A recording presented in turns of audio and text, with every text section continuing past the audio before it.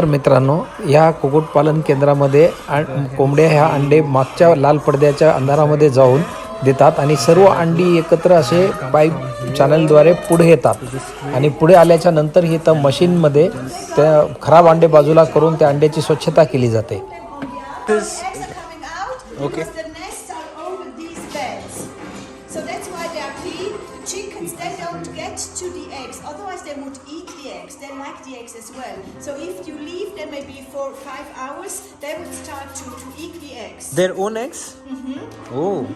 So that's why they don't come to the eggs. I will show you inside. They're rolling down and they cannot go into there. मित्रांनो, आपण पाहिलेलं आहे की कोंबड्यांनी अंडे दिल्यानंतर ती अंडी जवळपास 4 ते 5 तासाच्या आत बाहेर काढावी लागतात आणि एक विशिष्ट रचना केलेली आहे, त्याच्यामुळे हे अंडे बाहेर निघतात.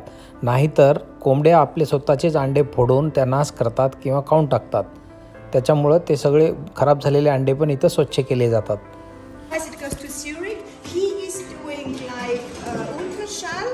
He's looking inside the eggs with the robot machine that they are not broken inside and they don't have blood inside. Yes, it's all controlled by us.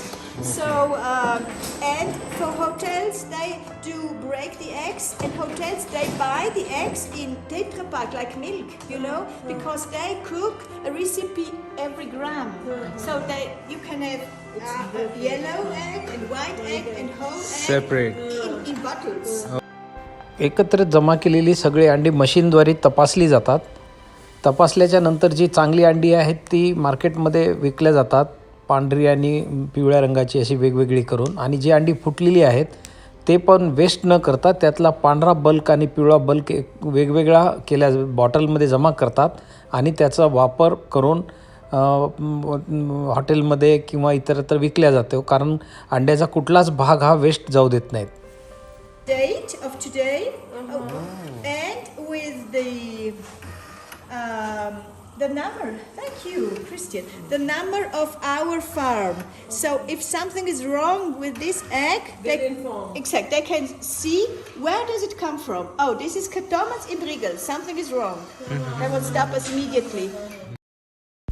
आपण पाहत आहोत की अंड्यावर स्टॅम्पिंग केलेलं आहे आणि या स्टॅम्पवर आपल्याला कंपनीचं नाव आणि तारीख दिसते. याचा फायदा असा होतो, एक तर एक्सपायरी कळते आणि दुसरी गोष्ट म्हणजे अंड्यात उद्या चालून काही अडचण निर्माण झाली तर हे अंडं कुठल्या फॉर्ममधून आलेलं आहे याचा ट्रेस पण करता येतो, आपल्याला पत्ता माहिती करून घेता येतो. हा त्याचा फायदा आहे. Because we have white and brown chickens. But if you don't know, we have black chicken. Sometimes you see inside the ear. That's the color of the egg. Oh, yes. So interesting. I didn't know this before. अंड्याच्या रंगाविषयी इथे एक नवीन माहिती कळाली. पांढऱ्या रंगाचं अंडं पांढऱ्या कोंबडीपासून येते, पिवळ्या रंगाचं अंडं पिवळ्या कोंबडीपासून येते. पण जर कोंबडीचा रंग काळा असेल तर काळ्या रंगाचं अंडं थोडीच येणार आहे. मग त्या कोंबडीच्या कानातल्या रंगाप्रमाणे त्या अंड्याचा रंग येतो, हे इथं मला नवीन कळालं. ही खरोखरच नवीन माहिती होती. Cannot produce enough eggs.